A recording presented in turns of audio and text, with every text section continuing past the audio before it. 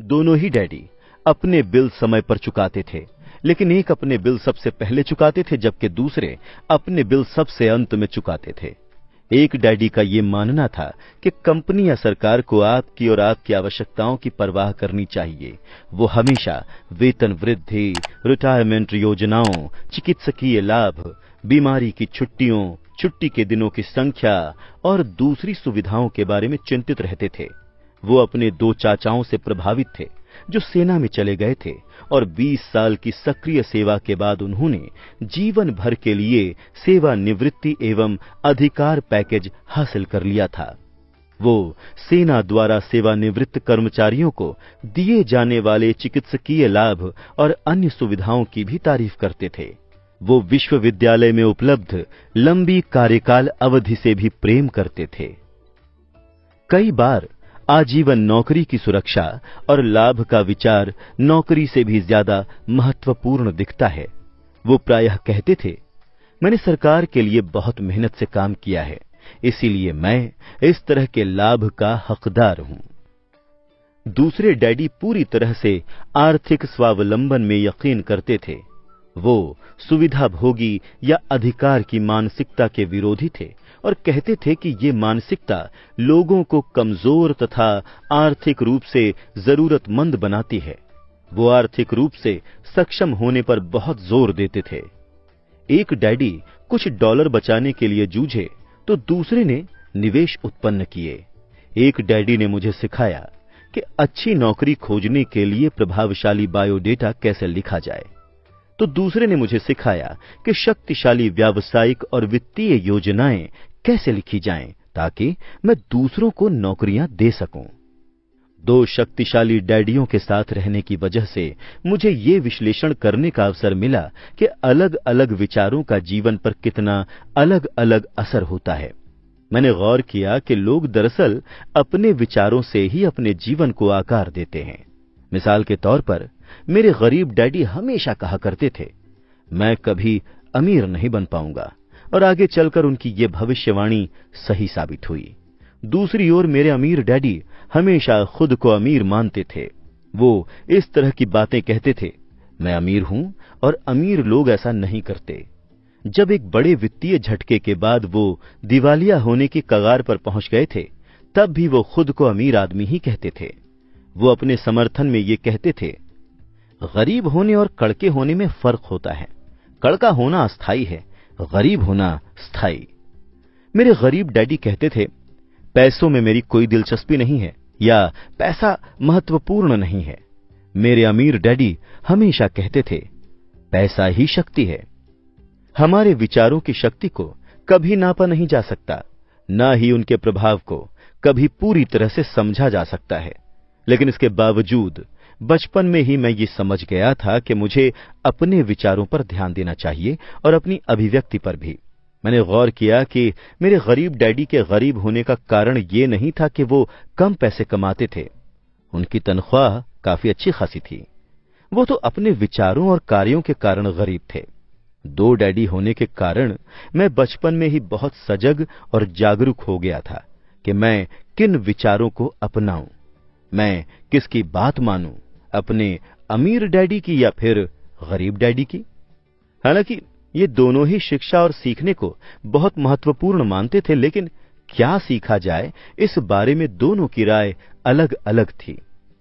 एक चाहते थे कि मैं मेहनत से पढ़ूं, डिग्री हासिल करूं और पैसे कमाने के लिए कोई अच्छी नौकरी हासिल कर लूं।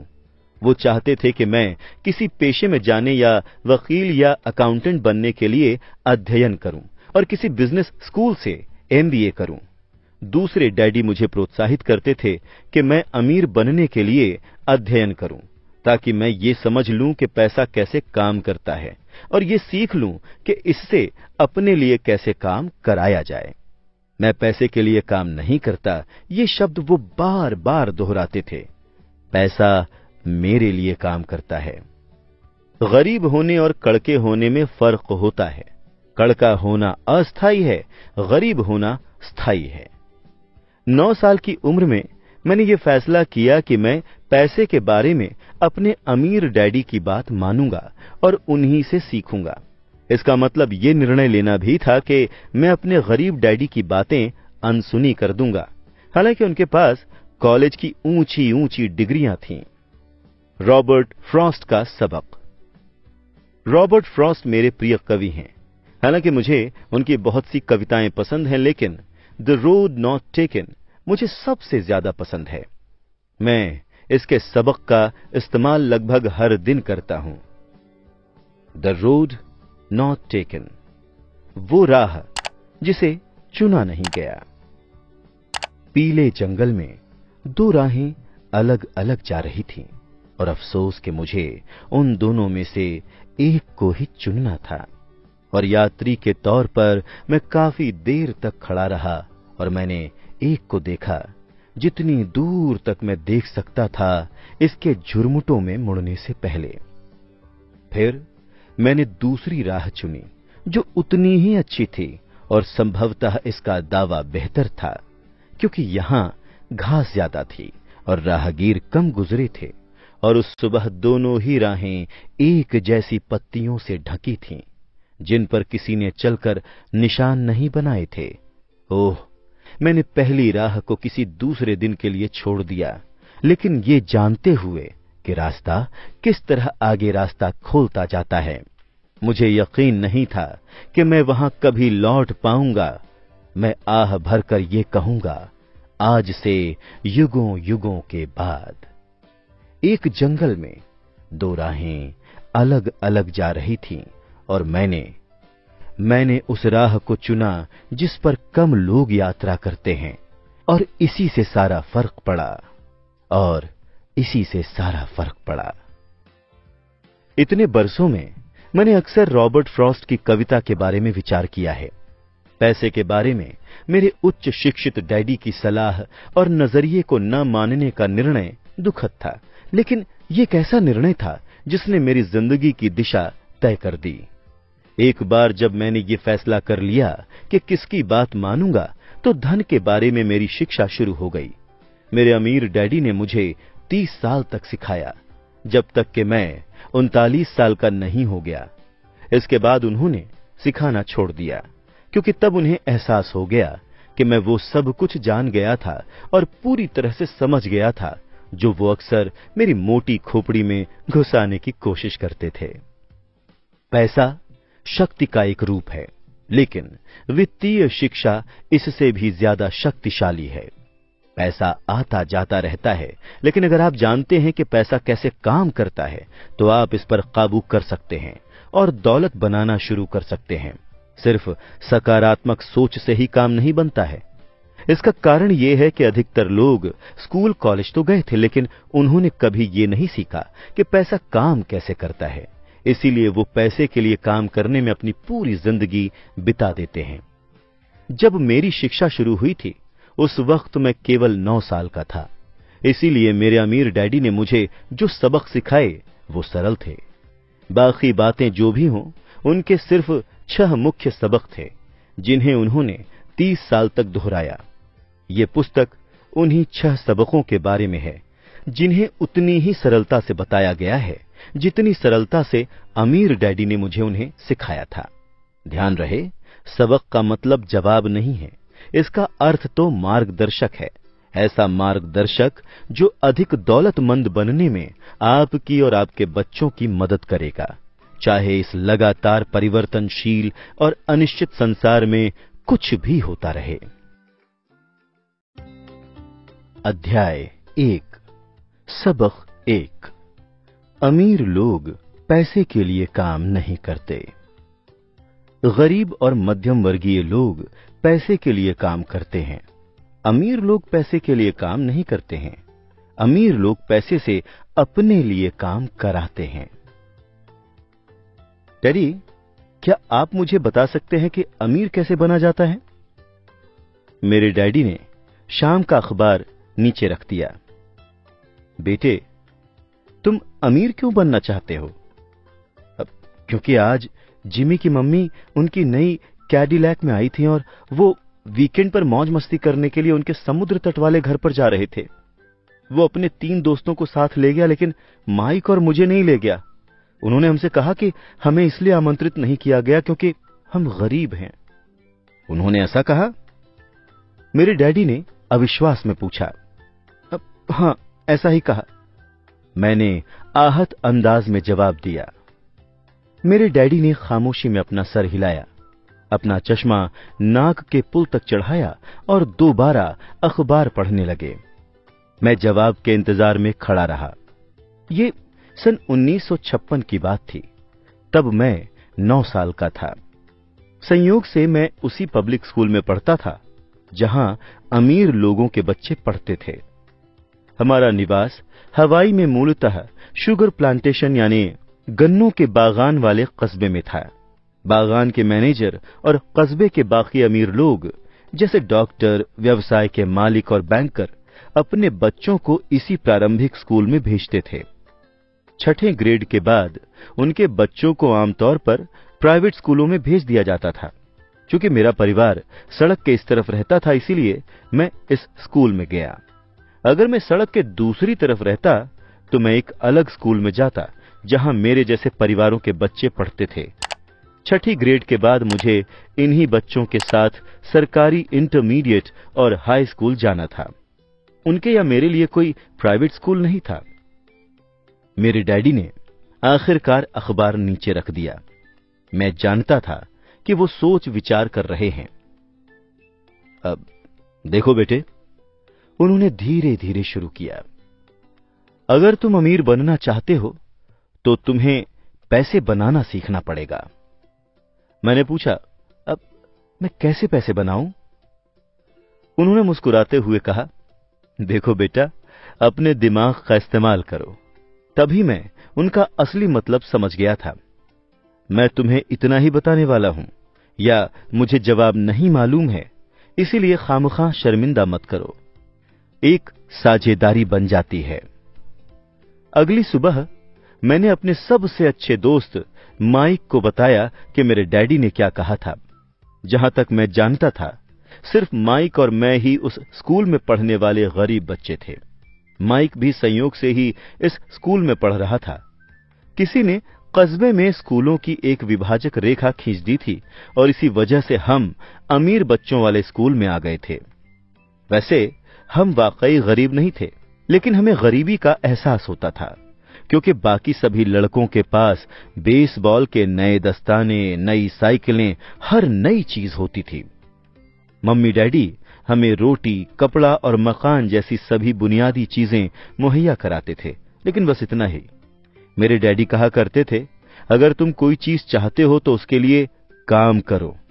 हम चीजें तो बहुत सारी चाहते थे, लेकिन 9 साल के लड़कों के लिए ज्यादा काम उपलब्ध नहीं था। माइक ने पूछा, तो पैसे बनाने के लिए हम क्या करें? मैं नहीं जानता, मैंने कहा, लेकिन क्या तुम मेरे साझेदार बनोगे?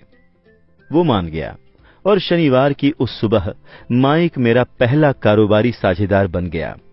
हम सुबह से लेकर दोपहर तक सोचते रहे कि पैसा कैसे बनाया जाए।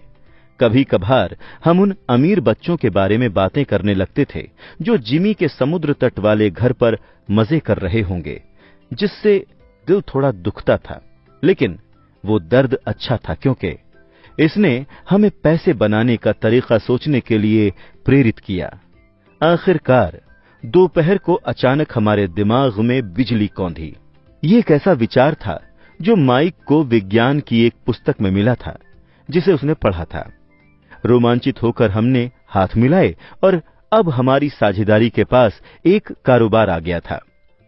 अगले कई सप्ताह माइक और मैं आसपास के इलाके में इधर उधर दौड़ते रहे, दरवाजे खटखटाते रहे और पड़ोसियों से पूछते रहे कि क्या वो अपने इस्तेमाल किए हुए टूथपेस्ट ट्यूब हमारे लिए रख सकते हैं।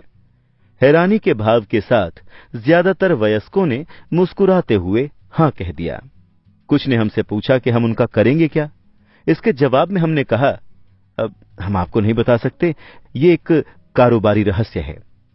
जैसे जैसे सप्ताह गुजर रहे थे, मेरी मम्मी का कष्ट बढ़ता जा रहा था। अपने कच्चे माल को इकट्ठा करने के लिए हमने जो जगह चुनी थी वो उनकी वॉशिंग मशीन के पास थी। ये एक भूरा कार्डबोर्ड बॉक्स था जिसमें कभी केचप की बोतलें रखी जाती थीं। अब उसमें टूथपेस्ट ट्यूब्स का हमारा छोटा सा ढेर बढ़ने लगा। आखिरकार मेरी मम्मी के सब्र का बांध टूट गया। पड़ोसियों की गंदी मुड़ी तुड़ी इस्तेमाल हो चुकी टूथपेस्ट ट्यूब्स को देख देख कर उनका दिमाग खराब हो गया था। उन्होंने पूछा, तुम लोग क्या कर रहे हो? और मैं ये दोबारा नहीं सुनना चाहती कि ये कारोबारी रहस्य है। इस कचरे को अभी साफ करो, वरना मैं इसे बाहर फेंक दूंगी। माइक और मैंने हाथ पैर जोड़कर उनसे मोहलत मांगी। हमने उन्हें बताया कि हमारे पास जल्द ही पर्याप्त ट्यूब्स हो जाएंगी और फिर हम उत्पादन शुरू कर देंगे। हमने उन्हें जानकारी दी कि हम 2-3 पड़ोसियों का इंतजार कर रहे हैं जिनकी टूथपेस्ट ट्यूब्स खत्म होने वाली थीं और हमें मिलने वाली थीं। मम्मी ने हमें 1 सप्ताह की मोहलत दे दी। उत्पादन शुरू करने की तारीख योजना से ज्यादा जल्दी आ गई थी और दबाव बढ़ गया था। मेरी पहली साझेदारी पर खतरा मंडरा रहा था, क्योंकि मेरी खुद की मम्मी ने जगह खाली करने का नोटिस थमा दिया था। ये माइक का काम था कि वो पड़ोसियों से टूथपेस्ट जल्दी खत्म करने को कहे। साथ में वो उनसे ये भी कहता था कि उनके दांतों के डॉक्टर का भी यही कहना था कि उन्हें दिन में ज्यादा बार ब्रश करना चाहिए। मैं उत्पादन की प्रक्रिया को ठीक ठाक करने में जुट गया।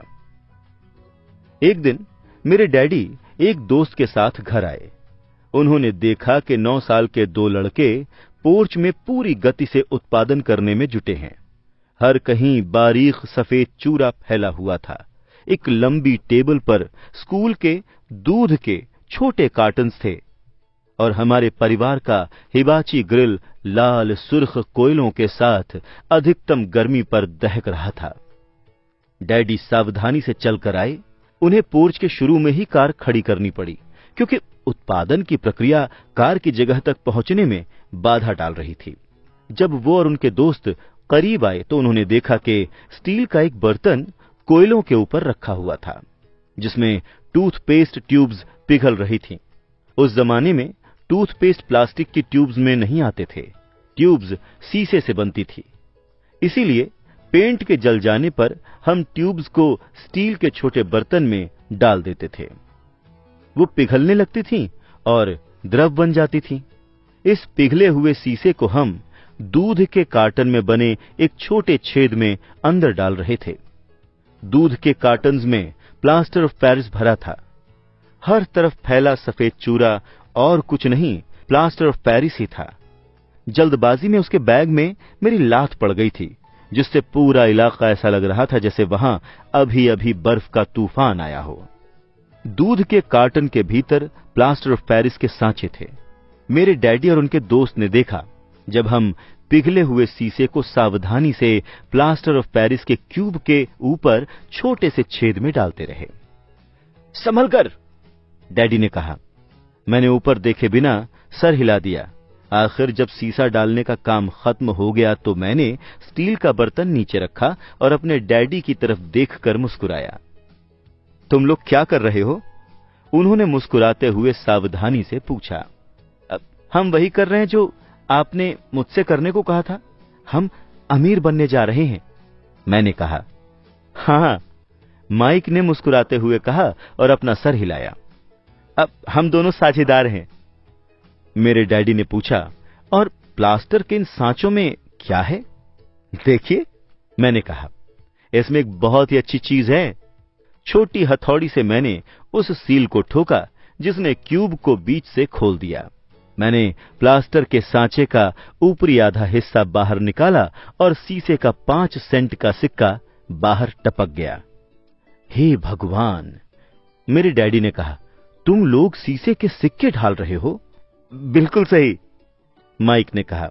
हम वही कर रहे हैं जो आपने हमसे करने को कहा था। हम पैसे बना रहे हैं। मेरे डैडी के दोस्त मुड़े और जोर जोर से हंसने लगे। मेरे डैडी ने भी मुस्कुराकर सिर हिलाया। आग और टूथपेस्ट ट्यूब्स के खाली बॉक्स के साथ ही उनके सामने 2 छोटे लड़के थे जो सफेद धूल से ढके होकर खूब मुस्कुराए जा रहे थे। उन्होंने हमसे कहा कि हम सब कुछ छोड़कर उनके साथ चलें और घर की सामने वाली सीढ़ियों पर बैठें। जालसाजी शब्द का क्या मतलब होता है। हमारे सपने चूर चूर हो गए।